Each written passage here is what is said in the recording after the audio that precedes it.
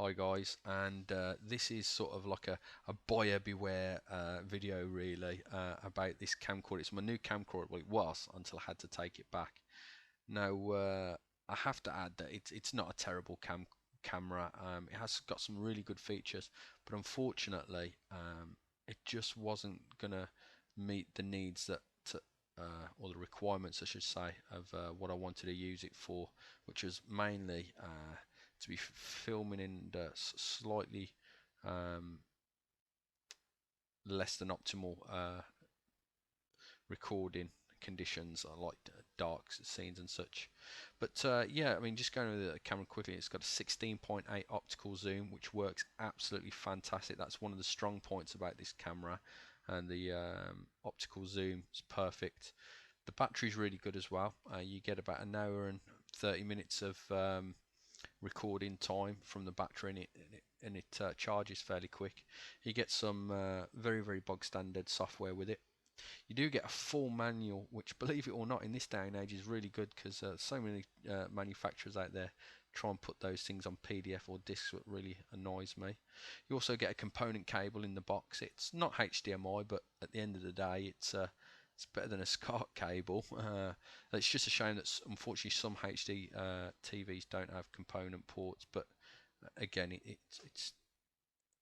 gives you the option to hook up your camera to a HD TV if you've got those ports.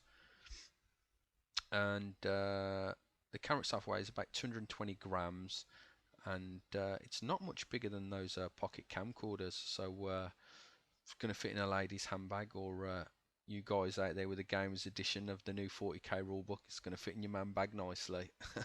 Yes, I'm looking at you, Mac and Chuffy.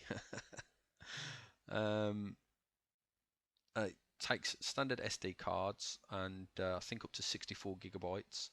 And unfortunately, it's not touchscreen; it's just button operated. But at the price point, it's not too bad. I paid £135 for this, by the way, from Argus in the UK, and it was an offer, because I do believe they're normally a bit dearer than that. The actual screen resolution is very good on the actual camera. I was very surprised, very clear, and the playback of the videos is absolutely fantastic as well on the actual thing. So that's some more of the plus points on it. I'm just altering the volume there with the zoom function button there.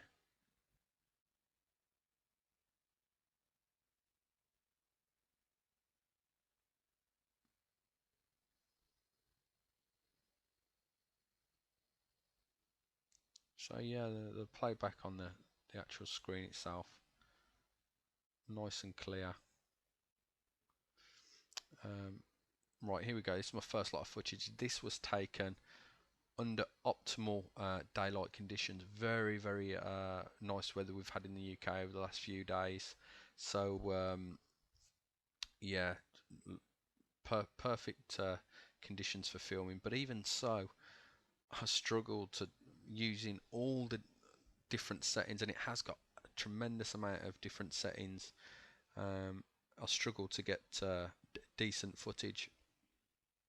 It sort of like tends to leave like a foggy hue, even in optimal conditions. And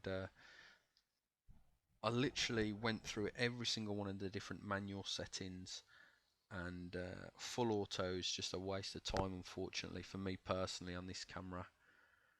But one of the key problems that unfortunately I'm not able to show you in this video is the audio was terrible. Now again, there's manual settings for the audio. You can change the decibels, you can plus or minus them, and I literally tried every single one of those settings, and the audio is just, it sounds like you're actually talking underwater no matter what you do. And I couldn't believe it, considering that my digital camera's audio sounded better than an actual camcorder's audio. I just I couldn't get over that. Here again, I struggled for quite a while to get this footage, and again in optimal conditions. Really sunny outside, and it's basically, you got to think to yourself, if you're struggling to get decent footage in the day, it's going to all go downhill from there. And here we go, we're cutting straight to some footage now.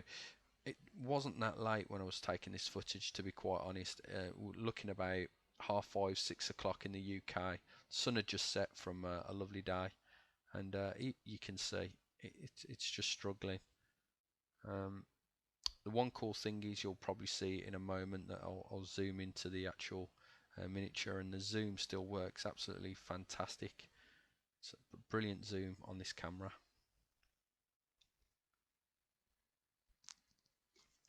Sorry, excuse me, I needed a drink, guys.